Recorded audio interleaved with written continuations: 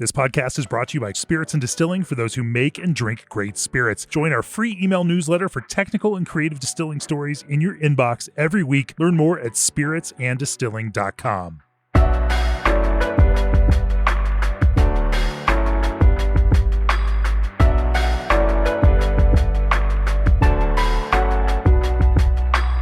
Hi guys, welcome back to the Craft Spirits and Distilling podcast. This is episode number 26, and my name is Sydney Jones. I'm going to be your host for this episode. Today we are speaking with my good friend, Caley Shoemaker. She is the head distiller and founder of As Above, So Below Spirits in Santa Fe. She's absolutely incredible. She has a background distilling with Stranahan's and Hangar One, and now she's making absolutely beautiful vodka, gin, botanical spirits, whiskey out in New Mexico with some of my favorite branding in the industry. I'm obsessed with her ethos that she's brought to her new business. And I'm really excited to talk to her about vodka, especially today, because vodka is the one thing that I haven't really hit in this podcast yet. But we're also going to talk about some of the other cooler things that she's been distilling. Not that vodka isn't cool, but she makes everything cool. But before we get into all of that, G&D Chillers understands that each distillery's chilling requirements are unique. On every distillery project, G&D offers the front-end design and engineering your team needs at no cost to you. Hank Presley, head distiller at Moondrop Distillery, says, "Early on, we made a decision to partner with quality American-made companies. One of those companies was G&D Chillers, and we are proud of that choice. Our equipment from them has run long and strong. We put our first barrel in our rickhouse in September 2021, and over the past 3 years, we have put back more than 540 barrels. What a great decision to team up with a company like G&D Chillers. Reach out for a quote today at gdchillers.com. Hi, Caley. Hi, thanks for having me. Thank you so much for being here today. Very excited to get into you about your brand, this beautiful distillery that you've created. I love everything about it. I've tried the gin, cannot wait to try the whiskey one of these days, your astrologist, the high rye bourbon that you finish in Cabernet casks. But can you tell me a little bit about your background and how you came to be here with me today? Yeah. I got trapped distilling at a very young age of 21. Freshly legal. Yes, literally. No, I was working in Denver at a beer bar that was attached to Stranahan's, and I thought that place was super cool.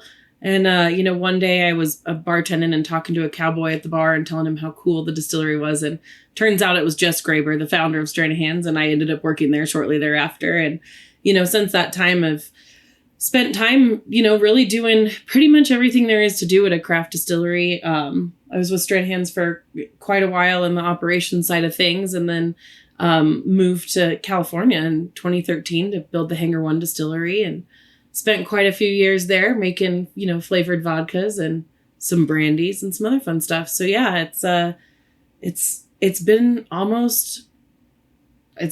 than 15 years. I feel like I'm knocking on 20 years of distilling now, which makes me feel very, very old. You have so much experience. You've made all sorts of things.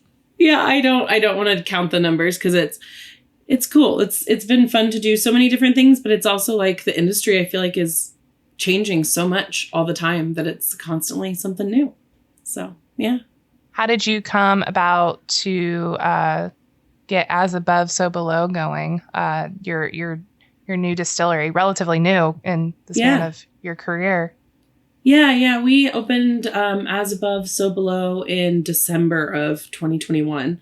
I had spent almost a decade with Proximo Spirits, which is the parent company that owns Stranahan's and Hangar One, and had spent quite a bit of time with Stranahan's before that. And, I was at the spot where I wanted to do sort of the next step in my career. And I didn't want to go sit in an office and, manage things from afar. And I don't know why. I just wasn't like Kentucky wasn't a place I wanted to be looking for job growth, which I know so many people have found so many great things there. And it's just not my jam. So I was like, oh gosh, I really like this small craft distillery vibe. My husband was like, we should start a business. And I, despite telling him he was insane multiple times, finally gave in. So, we decided we were going to just kind of start our own little thing and do spirits on our terms for a little bit after doing them on somebody else's for so long. So, yeah. So what does that look like as someone who's never made spirits on my own terms? You've made so many things. You have done vodka, you've done gin, you've done whiskey, you've done vodka, flavored spirits, brandy, and you kind of have this wide breadth of experience. And then you come to your own personal operation it's going to represent you and who you are as a core person. How do you pick and choose what you want to make and what you want to tell your story, not only as a company, but as a distiller? Like, how did you come to settle on the 3 spirits that you guys are doing, your gin, your vodka, and your whiskey, as well as the other things that you have in development? Yeah, we, a couple things. Making spirits on someone else's terms is great because it's such a, learning consistency and seeing how the pros do it was huge. And like being at Straight Hands and making the same whiskey over and over and over again for years and just perfecting that and being able to taste how the barrels taste different, all that crazy stuff that you get to experience when you're making one spirit, I think gave me a really good baseline. But I've always been really inspired by distilleries like St. George and Leopold Brothers that have these sort of wide range of offerings where they have all these really beautifully executed spirits, but they sort of reach into sort of the more niche botanical spaces that, up until recently, I feel like it's become more prevalent, but up until recently, we weren't seeing a lot of craft distilleries doing botanical spirits as much as we were seeing, like lots and lots of, honestly, whiskey and things like that out there. And so being able to choose things that I find really inspirational, I think that, like herbalism and botanical lore and sort of like cultural traditions around ingredients are really, really fascinating. And so being able to pull those things into creating different spirits has been a blast. It's also really cool to be in New Mexico because we have really unique legislation that basically makes it so that liquor licenses are really accessible for small restaurants and things if they only use local spirits. And so because of that, we have this sort of extra market that we can create things for. We make spirits that we may never distribute outside of the state. I'm actually working on like a slightly aged orange liqueur right now that'll be distributed just in New Mexico because there's not something, that's specifically like that for those bars and restaurants to be able to use. And so it gives us an opportunity to play in a little bit of a different way there. We started with vodka because, like it or not, I'm known for making vodka now. and as I love to say, vodka pays the bills. It really does. It really does. It was a good baseline for us. And I thought that it would be really, really interesting and unique to distill vodka from the same wash that we wanted to distill our whiskey from. And so that's what we do. We get wash fermented for us at a brewery and we distill it to make the vodka. And then we distill it, through the pot to make our single malt, which we haven't released yet. But then I also think, regionality and ingredient selection. So making a gin that really tastes and smells like New Mexico with, locally sort of inspired botanicals was important for us. And so, right now our gin is sort of our flagship spirit. We sell a lot of the vodka. We've got a few botanical spirits in market. And we just had a very successful sellout, actually, of our small batch whiskey release, our first whiskey release. So, yeah. I did not know that you were working on a single malt, which makes sense coming from single malt capital, Straight Hands. Yeah. It's a very logical progression. But tell me a little bit about this this unreleased single malt, especially in light of the new legislation that just came down. Yeah, I'm so stoked. It's the American Single Malt Commission has put so much work into getting this legislation in place. And it's funny to me because, I started in single malt. So it feels like a little bit like it's always been, it's cool that it's official now.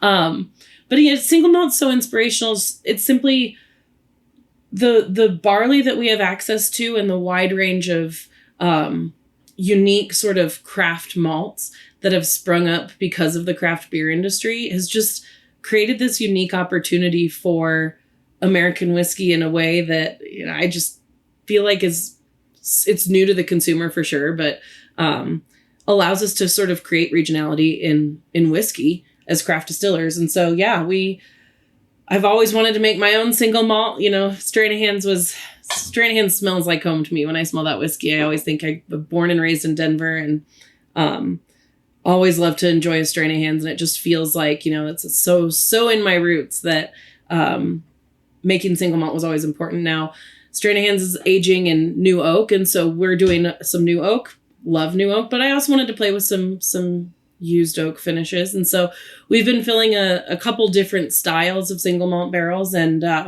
they're starting to come up on 3-4 years old. I've been tasting them a lot, and I can't wait to release them, but I also want to like wait until they're perfect. And I'm not sure that I'll know when that time is, you know, releasing a whiskey for the first time that, you know, we distilled from scratch and don't have sort of a base profile for yet is it's exciting, but also a little bit daunting. Yeah. What's, in your opinion, what would you think would be perfect? And that's a loaded question. Since, as you said, you don't have a baseline for this, it's not like you have a standard that you're going off of. Yeah, you know, I don't know. I think the barrels are going to inform me. I have really enjoyed throughout my career tasting product that has, you know, putting something in a barrel and waiting for it to come out is just the coolest. And I remember the first time I had that experience because, you know, you got to be in the industry for a few years before you get there. So it always feels like a huge accomplishment. But I've had, you know, brandies that we've distilled and pulled it out of the barrel, and there's like unique peanut butter notes in there you wouldn't expect. Or, you know, so I feel like sometimes the spirit interacts with the barrel in a way that creates something unexpected, and that's part of the magic and the fun. For me, it's mostly tasting to ensure that the balance is starting to feel like, you know, the oak is allowing the grain to speak without the grain being too overpowering or the oak being overtly tannic, and just sort of benchmarking where we're at, you know, every few months. I keep feeling like we need a little more age, a little more age, but well, and I'm so curious what your climate and your environment out in New Mexico is doing to that whiskey in particular. I have not visited New Mexico. I have no idea. I feel like it's hot and it's dry, and dry is not something I'm familiar with. Hot, yes, but dry, not so much. Are you seeing kind of, especially coming from a place like California and then also Denver, very different climate in New Mexico than what you were working in before? Santa Fe is actually very similar to Denver. We are in the mountains. So we actually have a ski resort right up the hill. Folks don't think of us that way, but we're in the mountains. We're at 7,300 feet. And so our challenge is less the heat than it is the altitude. We have a lot of loss, unfortunately, because we are in a very dry, high altitude climate. We missed our barrel houses to try to mitigate that a little bit, but it is a constant battle. And even with the whiskey that we filled, I'm a little bit shocked at how much we're losing. So it'll be interesting as we get to the finish line to see, you know, what the total loss percentages end up like, and trying to learn better ways to manage the humidity in our barrel houses to mitigate that over time. We're still so new and we're still so small. We're sort of setting up all of our data right now. And yeah, you have to have data to be able to interpret it, for sure. When I was distilling down in Florida for 4 years, we had something like 10% loss every year on our 30-gallon casks. So when it was a pretty significant, sometimes as high as 15 if it was a leaky barrel. We were also just so limited, and we could only let them go X amount of years because they would just get so tannic, and we had to distill in a very purposeful way to try to mitigate that in very narrow heart cuts. Do you find yourself running into anything that is similar? Do you have any informed distilling choices that you make knowing this high barometric pressure or low barometric pressure, whatever is associated with mountains? I've never lived in mountains, so I have no idea what it's like up there. Very flat land for me. I love it. No, you know that you make a great point with the tight heart cuts. You know, we've distilled a couple of different barrels as sort of benchmarks, and some I let run a little more into tails just because every once in a while you get some great flavor that way, especially that sort of like not extreme tails, but a little bit. And you know, through maturation, that'll sort of even out in a nice way. Not finding that here very well. So yeah, I think tighter cuts are definitely going to be necessary for us and have been in our last few distillations. I found that the tighter the cuts, the better the aging is ending up. But we're also losing some of those really interesting, like, fruity notes that I tend to like. So it's tough. When I was at Few, I would like be tasting for that tail cut, going from hearts to tails. And I love the flavor of tails. And I know that this heavier, fattier spirit needs a lot more time in cask to actually chemically change and mature into something that is what you want to taste in whiskey. But I love the taste of tails. And it always was like an internal battle for me. It's like, am I the problem? Is it me? Yeah. Because I like these tails, but I don't know if they're going to age well. Am I the problem, Taylor Swift? Is it me? Sometimes it was me. I totally get that. That's always the hardest part, especially with pot distillation, is making that. Head's fine. Does it taste gross anymore? Or does it taste Easy good? peasy. Awesome. Very black and white cut. Hearts to tails is definitely tricky. Well, it's rough too, because I really like to use like darker roasted malts in some of the washes that we use. And so that like chocolatey sort of, you know, cacao flavor comes off really well, right? As you're getting into those tails. And so like trying to decide where to cut that, because I've had experiences where leaving a little bit of that in there, letting it sit in the barrel, you get those sort of like fruity notes with that like deep chocolatey vibe. And it just gives it this like lovely, sexy depth. But it's real hard. It's real hard to pick where to end it. So you mentioned these chocolatey notes that you get from your barley choices. Can you tell me a little bit more about your mash bill that you've selected for the single malt? And then how does that translate into the vodka that you're making out of it as well? Because I'm super curious what a weird esoteric blend of like unique kind of brewer inspired malt would do to a distilled vodka. Yeah, absolutely. So we're using 6 different malts in the malt bill. Obviously, a fair amount of 2-row pale malt is in there because that is very necessary. But we've also got some caramel and chocolate malts in there. Quite a bit of chocolate malt. I like for the wash to be sort of like a almost portery vibe. An unhopped porter. When it goes into the still, and that's because I do like those chocolatey notes. As we're distilling the vodka, what it ends up coming out tasting like is sort of a grassy, creamy note. And I think the best way to describe it is like if you're standing in a dry field in the summertime, that sort of like warm, grassy smell that you would get seems to come through really nicely. And then it gives us this like really soft, round mouthfeel. It does create a pretty flavorful vodka, even with the tightest of cuts and the most well-managed distilling. So it's interesting to see what people think of that as they taste it. On the flip side, I think it's cool because a lot of folks are really used to just tasting corn vodka, real simple, neutral corn vodka. And so putting something that has such robust flavor notes in it right next to that is often mind-boggling for folks that believe that vodka tastes like nothing. And I think that's a cool experience to give people.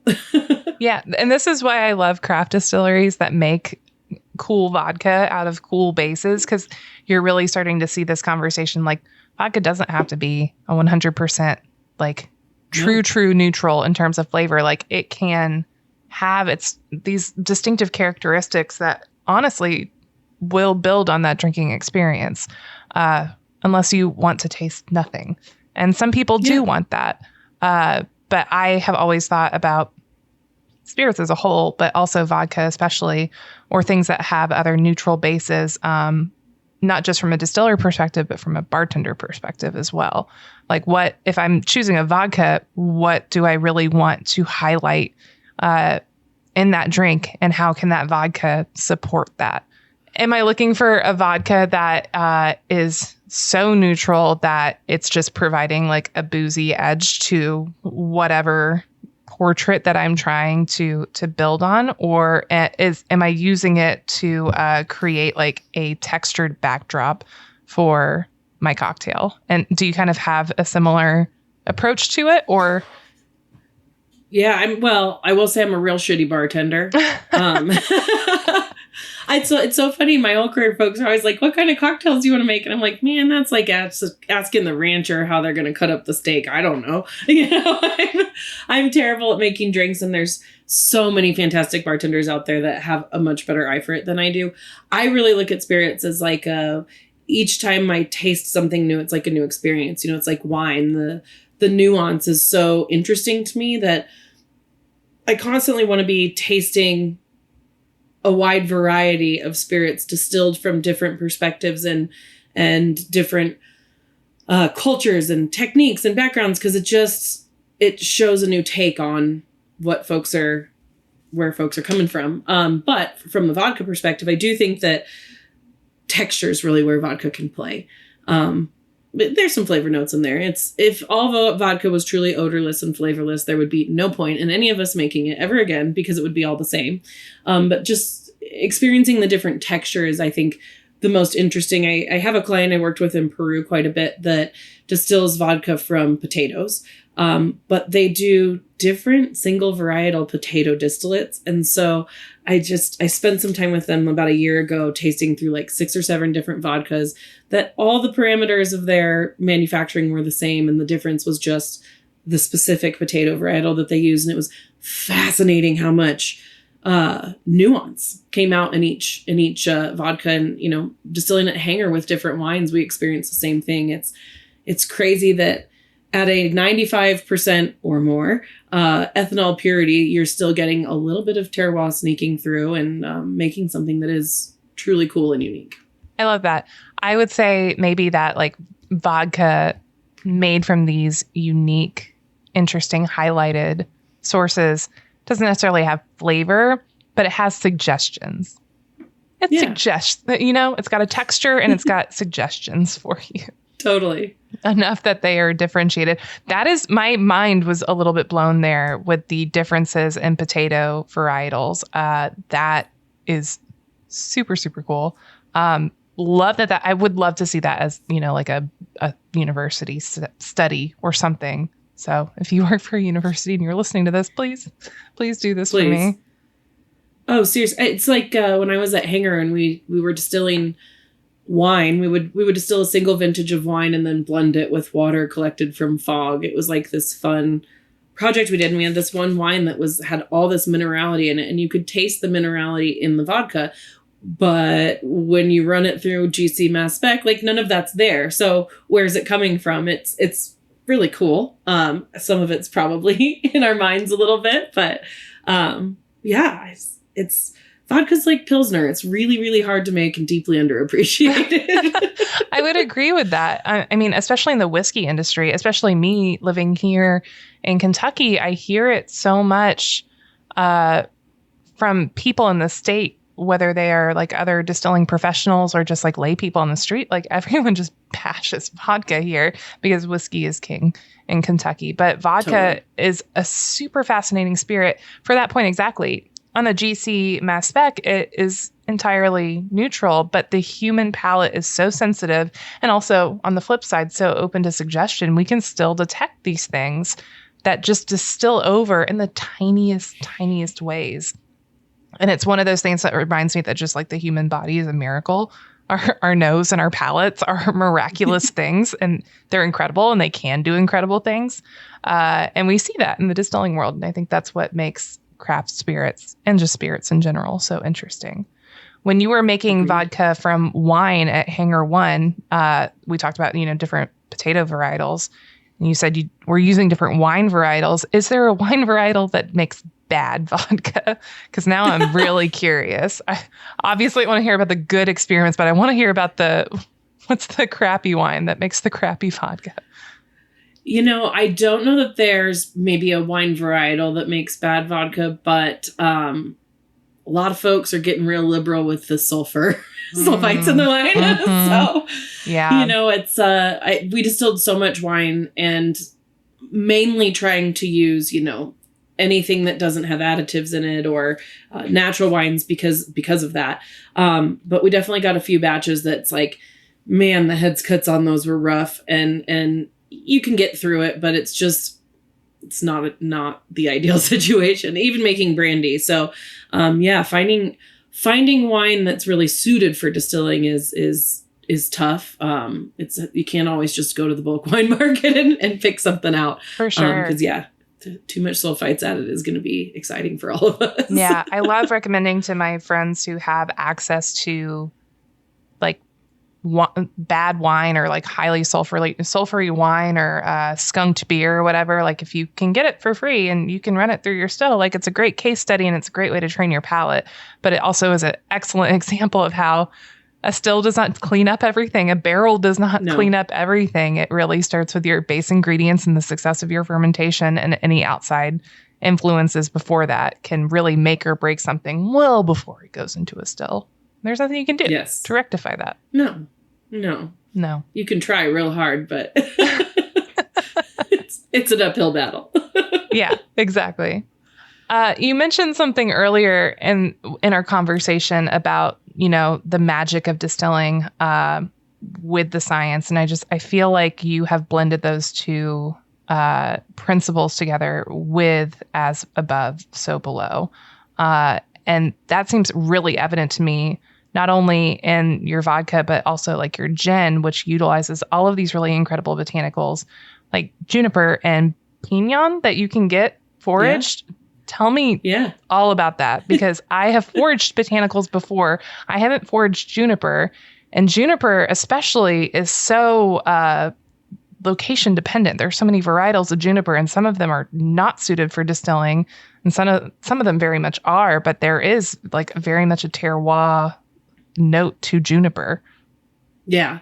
No, the juniper that grows here in Santa Fe is not super suited for distilling. So we do use foraged pinon, but we source our juniper berries from Europe, just simply because the juniper here is so resinous. It's not quite right. So folks always get very disappointed. I'm like, I wish we could use the juniper here because there's so much of it. But what we want to do is evoke the smell. We have this lovely wild sage that grows everywhere that we like to use. And then the pinon. The pinon is the big one for us. Pinon trees grow throughout our hills. They are pine nuts, like you'll see in Italy or whatever, a very similar style of tree. And so they are also very sappy. And the resin from the tree, they call it trementina, is used in a lot of like medicinal preparations here. So that's what we actually use. We don't use the needles. We don't use the nuts. We use the trementina or the resin from the tree. And we actually have a kid from Taos Pueblo that goes and forages it for us. He works with an incense maker locally. And so I always tell him how much we need, and he goes out and picks it from the trees and brings it to the distillery for us, which is super cool. But yeah, so the pinon, juniper, and sage plants grow together in our mountains. And when you hike, that's what you're smelling. And so to be able to use those three botanicals to create that sort of smell in the air. If anyone's ever been to Santa Fe, the pinon wood is what actually gets burned in most people's like fireplaces. And so when you're walking around town, there's just this like really soulful, sexy, like incense smell in the air that comes from that wood. It's a very fragrant wood burning. And so to bring a little bit of that to the gin so that when people taste it, it's not only got that crisp mountain air vibe, but it's got that little bit of like sexy incense base in the bottom is what we're looking to bring to the table. You and I wake up to two very different smells outside of our front door. That sounds amazing. Do you want to trade smells? Because when I wake up and step out of my door living in Bardstown, Kentucky, I smell mash, which also is fine. It's totally cool. But I would rather smell sage and pinon and juniper. That sounds magical. I think people would love to smell mash too. Mash is such a homey smell. It's a homey smell. I'm definitely taking it for granted though, but you just described like the instance of my dreams. It sounds like it is the scent of like my favorite fantasy novels just wrapped up in the air. I love it. Now, no, it's one of the first things I fell in love with in New Mexico is the way it smells here. You go outside and you're just like inhaling desperately to get more and more of it. Yeah, totally get it. 100%. Now the Pignon and also your sage, did you have any issues with GRAS or FDA or TTB on getting those through? No, we put those through on our formula and did not have any issues with them because Pignon is a botanical that's GRAS already. It was approved, as was the sage. So yeah, no issues there. That's awesome.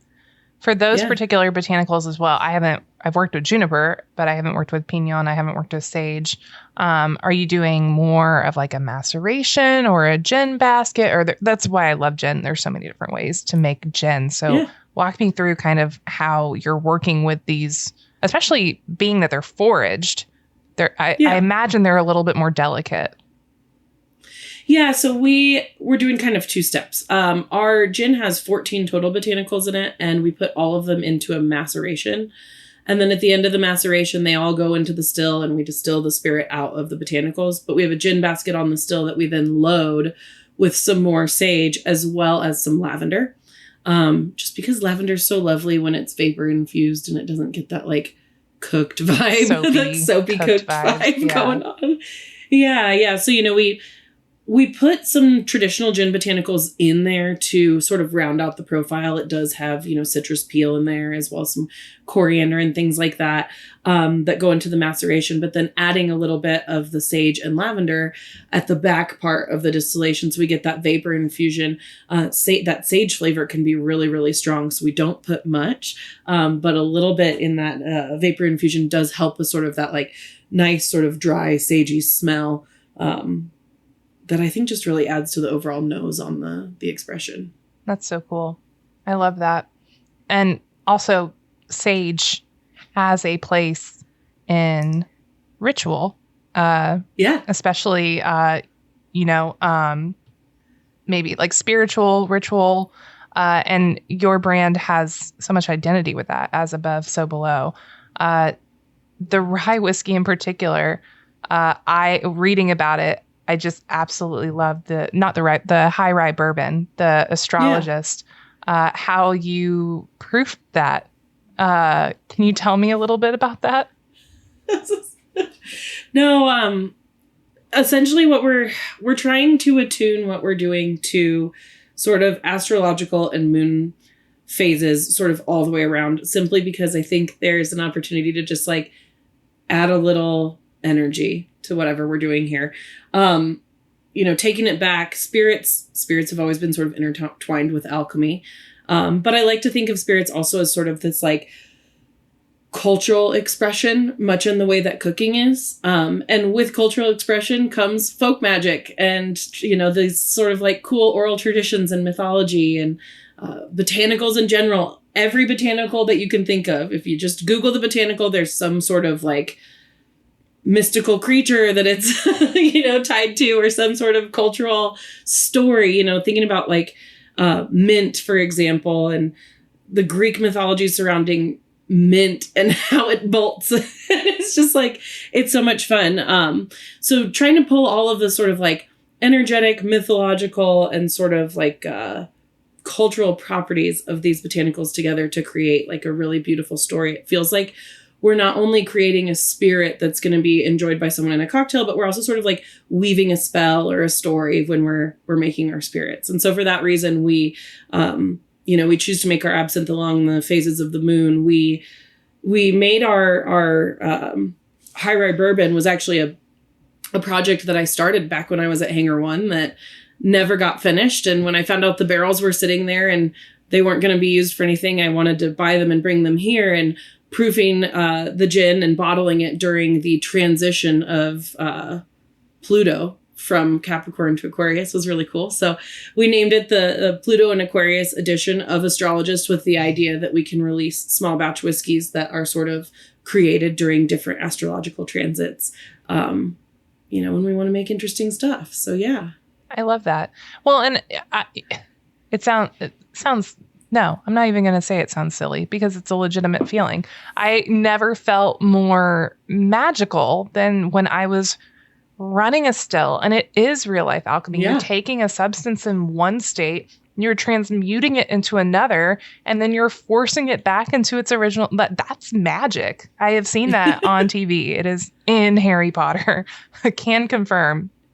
And it feels more rooted than that with what you are doing. Like, it's a very purposeful thing. It doesn't feel gimmicky. It feels thoughtful, and it feels respectful, and it feels like something that, especially a lot of women and the history that women have with folk magic and also brewing and distilling, it feels very intertwined and very special because of that. And I think that's why I saw it. I was like, that clicks, like something in my subconscious that clicks. I see that. I understand that. I felt that when I was making my own spirits, and now I'm seeing it on a bottle. And I'm sure there are other women out there, especially female distillers and brewers, who would probably say something similar. Yeah, it's witchcraft and feminism are so deeply intertwined. And I think that this sort of like movement of taking on power as women is kind of embodied in this idea of quote unquote witchcraft. And so when we put our distillery together, I've wanted the brand to feel like something that really felt like me. And this just felt like a good place to go and to really sort of talk about how, as women, we have this like really cool power to create, both literally and figuratively. But then to bring in all these different aspects that make making spirits so magical, like you're talking about, the phase change, the actual process of, we're making potions, we're taking these essences from these different botanicals, whether it's, the fermentable sugar out of the barley or the specific like flavors out of the juniper, and infusing them into something that then someone else can make magic with in a cocktail. And every little girl has done that. Even without being conscious of it. As a kid in my bubble bath, I would want to make potions with different soaps and shampoos, or I would want to make fairy food outside with different like rocks and leaves and things like that. And it's like hardwired into us at a very young age. And then to be able to honor that as an adult with distilled spirits, I just think is really, really, really special. And I love that you incorporate moon cycles and maceration. And it's not just doing that to honor the magic and the feminism that we all feel, but it's so well executed. I mean, your absinthe won best in show at ACSA, which is amazing. I almost died. I couldn't believe it. So cool. And yeah. I don't have a ton of experience drinking absinthe. It's also one of the few things that I just haven't made before. And I don't entirely know what to look for when drinking an absinthe. I don't even know where I would want to start with absinthe. I've made Amaro. That feels very familiar. And I also love the label that you have on your Amaro. The Arcadia? Aradia. The queen of the witches. Even better. Yeah. But absinthe is something that is definitely new to me in terms of my experience. I've only just started like trying to drink and understand absinthe a little bit. Do you made absinthe at Hangar One or Stranahan, or was this just kind of a new project that you decided to take on? No, it was something I wanted to do. I was a goth kid, so I always thought just a absinthe phase. was so cool. No, it's us. It's actually funny because, because of that, we in our lounge and tasting room we host witches markets. We host these like really lovely dark wave sort of goth DJs every now and again. And I'm like, man, high school me would think I'm so cool now. But I remember being like 19 or 20, and one of my friends came back from the summer. Her dad had taken her to like Greece or something, and she brought back absinthe, and it was like so illegal at the time to have, and it had this mystique, and I thought it was so cool back then. But then, working in the bay next door to St. George and tasting their absinthe, it's like, man, that was so cool too. And so it's been a little like side quest for me to collect craft absinthes whenever I can get my hands on them. I think there's so much fun to taste. And, whenever I'm at a bar that has like a great absinthe selection, there used to be this place in New Orleans for like a minute that had like 20 absinthes on the menu, and you could sort of taste through them. And so I've sat and tasted so many absinthes, and I just always thought they were so cool. And I was like, maybe I should just make one. So I started researching making absinthe, and decided to just take a crack at it, thinking like, this will be a fun thing that we'll make. We'll sell it in our taste room. We probably won't sell a lot of it because it'll be expensive and it's weird and people don't know what it is. Our first batch sold out so fast. I could not believe how much people were into it.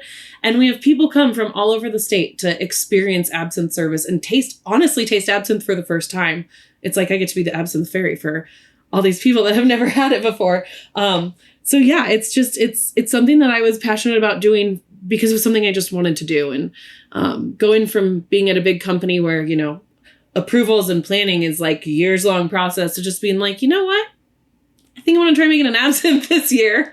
And doing that was really cool. And then to see the validation from my peers at ACSA tasting it and liking it as much as they did it was a big win. It was a big deal. The biggest thing that blew my mind when I had to like evaluate like a flight of absinthe this past year without having like really any idea like what to taste for, what to look for visually, aromatically, on my palate was, thank God I had someone with me who was very well versed in it, but the lausching and judging an absinthe based on lausching, because for me, being a gin maker for a long time, I was like, lausching's bad. Like lausching tells me when I need to make a gin cut, and then it's a desirable thing in absinthe, and that like really spun me out for a minute. I'm like, this is wild. This is so different. Yes. It stresses me out so much making botanical spirits, because that's exactly with gin. It's like, I always want to push how much botanicals I can put in the gin, but then you have to cut appropriately so that you can get this lovely clarity. And with absinthe, it's like, you just kind of want to let a little bit of that ride. And it's nice to be able to do that, but it also, it's one of those things that feels wrong after making gin. If you're listening and you're like, what the hell is lausching? Lausching is when your distilled spirit has just such a heavy, oily like content, typically from like a botanical maceration or distillation. And when you add like water to it, especially cold water, it will cloud up, sometimes in very dramatic fashion. And for spirits like gin, not always the most attractive thing. People would see a cloudy gin and maybe not be super into it. I know of one gin over in the UK that like proclaims themselves as the cloudy gin, and this is a good thing. Yeah. And they have really pushed themselves to be like known as the cloudy gin, and they do a ton of education on why cloudiness in their gin is a good thing because it's more flavor. But for the most part, people would probably freak out a little bit if they saw cloudiness in their gin. But with absinthe, that is something that you want. And that's the sign of like a high quality absinthe, is this beautiful lausching effect that you get. It's a bummer that it's a negative thing in gin, because I have made some pretty cloudy gin and it's some of the tastier gin, but I like that heavy botanical flavor. So I guess that's me. 1,000%. And it's, it's the same with chill filtration or whatever else, or caramel color addition. It's so much of spirits consumption is not orally all the time. It's also visually. We want something that looks pretty. And for most people, a crisp, clear, vodka clear gin is what they want. That's the benchmark. Do you think that you will start incorporating barrel aging into some of your botanical spirits, like your gin, or maybe an Amaro or something down the road? Yeah, possibly. It's definitely something that I think would be really lovely in an Amaro. I've been playing around with some Alpine style Amari recently. Spruce tips? Again, we're in the mountains. Yeah, well, we're in the mountains, man. We got so much great stuff here in the mountains. So yeah, I've been playing around with that, and a little bit of oak can be nice in those applications.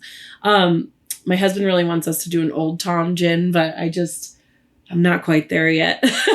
So I love Old Tom gin. I just, there's not a huge market for it. And it's of such a niche-y spirit that I think, that would be a fun, maybe small release at some point. But no, the thing we'll be doing most recently is I want to do a little bit of a barrel finish on an orange liqueur. We want to do like a sort of dry curacao type vibe. So yeah, we're playing with some recipe development now.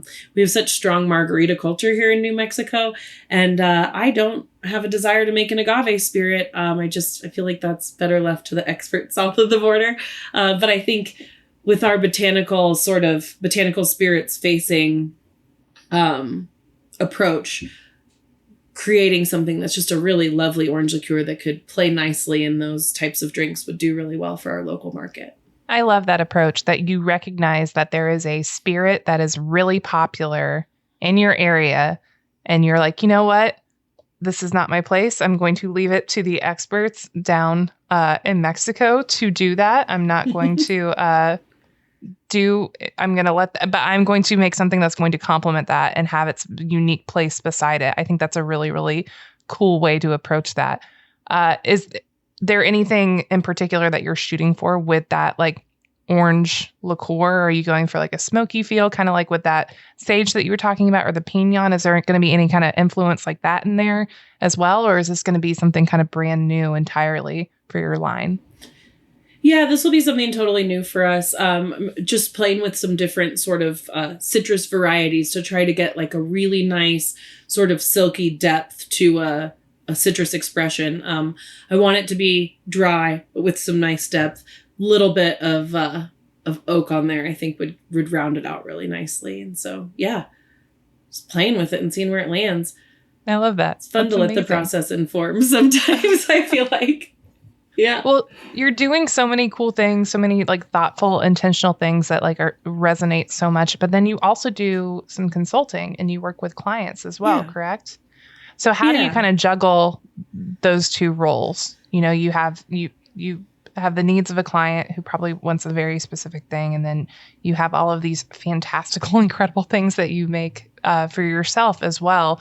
Is it a hard balance, or does it feel just kind of natural because it's very similar to where you came from, making more traditional spirits? Yeah, that's a great question. I do the consulting, and we also do a little bit of contract manufacturing here at the distillery. And for me, that fills sort of a fun hole for me. And that's the problem solving and sort of like, I like to help people do stuff. I mean, like, honestly, if I could just go around and help people for free all the time, I probably would. I wouldn't be paying my bills very well. But I love this industry. And I think there's so much about it that's cool. Like, I think that specifying boilers is fun, and not everybody's into that.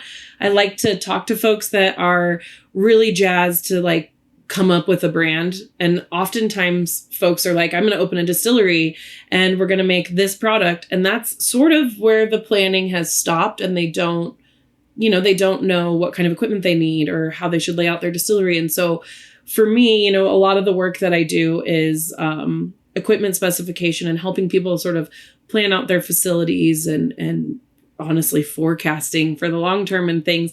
I like to take folks' ideas and help them like create it and make a reality out of it. I also like to help people avoid the stressful pitfalls that I have experienced, building a couple distilleries now and starting up a lot of equipment. We were talking about it earlier. There's things that always are going to go a little bit south. And I feel like it's cool to be able to help people avoid that. And then, I love my clients and I love their products and I love their businesses and all that stuff. And I found myself in a role a lot recently where I'm getting a panicked phone call and I'm like, don't panic. This is fine. I'm going to tell you what we're going to do next, and it's going to be fine.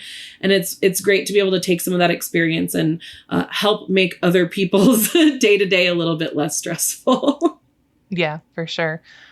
We were talking about commissioning and starting up new distilleries because I'm kind of in that boat right now, and I'm drinking from a fire hose, learning about it.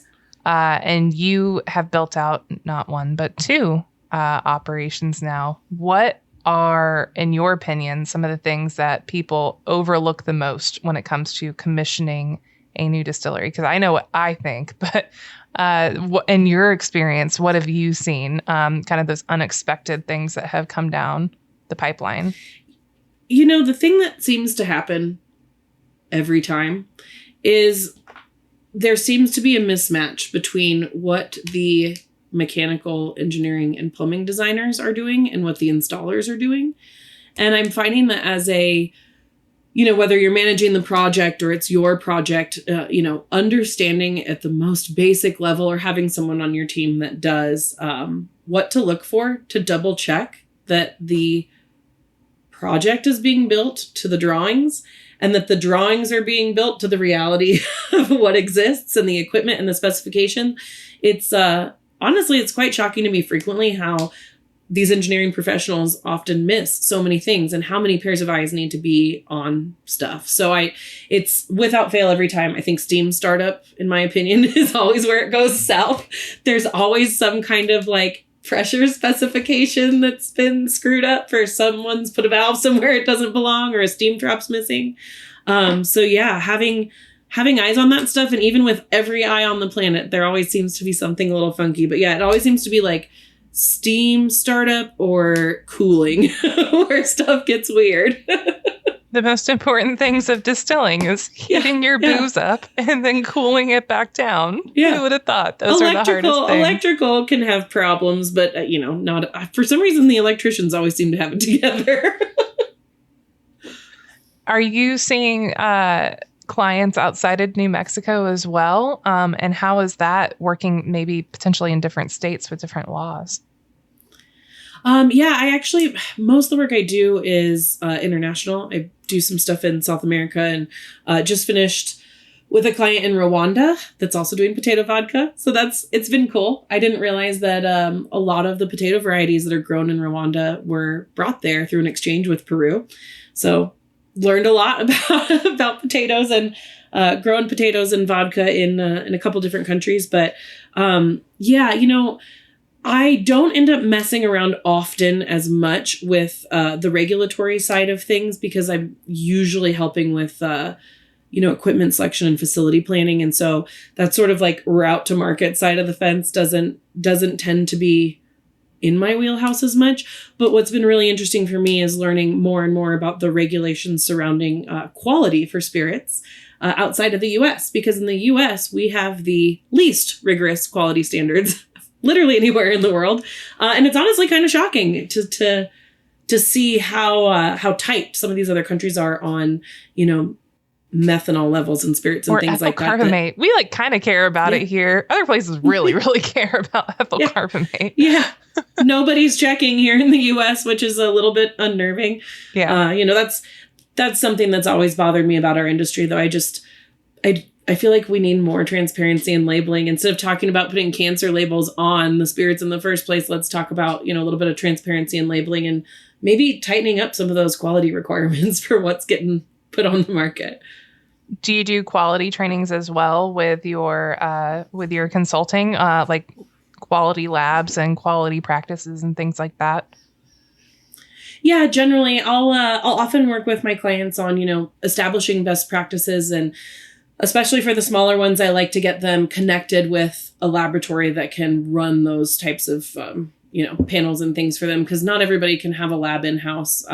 It's cool when you can. But if you can't, having someone in your back pocket, especially here in the US, BDAS is so great. And I love to send clients to them because it's it's not that expensive to do this stuff. And even if you're not required to do some of these things, it's great to have these benchmarks in place. And honestly, it's a little bit of a CYA too, right? You want to make sure what you're putting in market is safe and of quality to be able to sell to your customers. And so getting people started on the right foot's really important.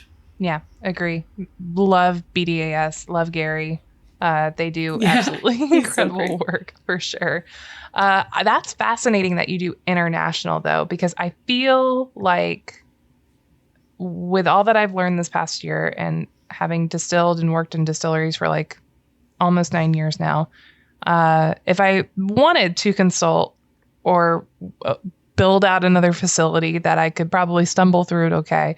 I don't even know what that would look like on an international scale. Like, I don't know where I would source ingredients. I don't know where I would get equipment from. I don't know who I would reach out to, especially with language barriers in there. How do you navigate that? There's so many unknowns, I feel like, with the international market.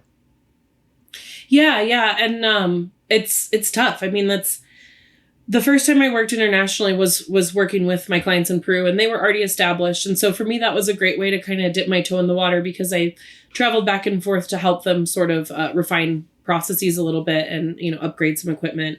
But because they were already established, they had some of those relationships in place, and that was great. It helps that I speak a little bit of Spanish, but trying to speak technical distillation speak in Spanish was a whole new thing for me. So yeah, I've learned that yeast is called la verdura. I can never remember that one. So, but yeah, so that was a great way to start. And then, some of these other projects, as they come through, it's all about making relationships and figuring it out. I was just talking to my client in Rwanda, and they were a little bit stressed out about some quality control stuff. And they're like, well, we need to learn how to use this photospectrometer. And I'm like, there are these different facilities. I know that there's a potato chip factory nearby you. I know there's a brewery by you, I know there's these different, they have to have somebody there, or they're working with a vendor that's doing something similar. And so, it's a lot of looking at, in my opinion, similar businesses and then asking them for referrals to their vendors. Just even going from Colorado to California and building out Hangar One, all of a sudden I'm there and I had no vendors. And, there's the internet, but then there's also who do you work with and how do they support? And, just looking at those sort of like food adjacent industries and trying to find good vendors there. Thankfully, the owners of the distillery I was working with in Rwanda, are English speakers. They're Americans opening a distillery there. So they were able to help with sort of the language stuff. But, there's a lot of equipment we couldn't get there, and that had to be ordered from South Africa. But then the electrical specifications that you get in Rwanda don't always match what exists in South Africa or Europe or the US. And so just a lot of double and triple checking communication and a little bit of custom building requests, and things get done. It just got to build in a little more time for some of that stuff. Yeah, buttload of patience. It sounds like so much patience. So much. Is there a big vodka drinking culture in Rwanda? I have no idea what they drink in Rwanda. No, this is actually the first vodka distillery to ever open there. I think it's only the second distillery ever in the country. There was a rum distillery. Yeah, so it's pretty new. The scene's very new there. Yeah. That is fascinating. It's been cool. Yeah, I'm really grateful that I got to work on getting those guys open, and their owners are just great people. So I'm excited to see them do. I think their first batch just went to market. So yeah, excited to see them do cool stuff. Yeah, that's so cool that you're not only making amazing things, but like you're doing consulting, but you're doing meaningful consulting to really, really cool operations that are breaking ground and blazing trails and things like that. I think that's really incredible. I've been grateful to have some cool experiences. It's honestly, it's been cool because, when I first started distilling, I only knew one or two other women in the industry, and we all stayed in touch. And as time's gone on, we've all sort of, our little group has grown, and we now have all these great relationships, like you and me. And I love that. And because of that, I find that I get all these sort of references for other like businesses that are being opened by women, or, this whole project in Rwanda was founded by a woman who wanted to use potato chip waste to make vodka and create jobs to train women to distill in Rwanda. And so it's like, I just love that, this what started out as like a cool group of women just having some solidarity in our industry has provided opportunities for me to work with other women in really cool ways and see, like you said, some of these meaningful projects come together. It's like distilling has always been a really cool avenue for feminism. We just didn't know it for a long time. Yeah. Connection. I think that is kind of like the perfect uplifting place to wrap up our conversation. That's so cool. Just bringing it all back. Yeah. But before we wrap up fully, as a reminder from earlier, for more than 30 years, G&D Chillers has had the proven solution for distilleries. You should visit them today at gdchillers.com. And if you've enjoyed this podcast, go to spiritsanddistilling.com and sign up for our free newsletter featuring news stories every week from some of the best writers and distillers in the distilling world. So much good content on there. I really, really enjoy reading it. If people want to learn or taste for themselves some of the things that you're working on or projects that you have going, where can they find you? Yeah, absolutely. So our website is www.aasbdistillery.com. So as above, so below, distillery. And our spirits are available for sale on the website. We're also distributed throughout the state of New Mexico, with Colorado and Texas coming very shortly. So exciting. Yeah. The little brand that could for now. Is direct to consumer on y'all's docket in New Mexico? It's not. We're working with Big Thirst to do the direct to consumer fulfillment for now. So yeah, we're really love Big Thirst. They do great things. If people want to reach out to you about consulting stuff as well, how can they get in touch with you? Yeah, just shoot me a note at CaleyShoemaker@gmail.com. My first and last name at Gmail, and I would love to help. Awesome. Thank you so much, Caley, for taking the time and talking to me. It's been so great to catch up with you and also hear more about what you're working on out in Santa Fe. Thank you guys for tuning in for this episode. I hope you enjoyed it. We will be back in 2 weeks with another in-depth distilling conversation for you. Thank you for joining us. Cheers.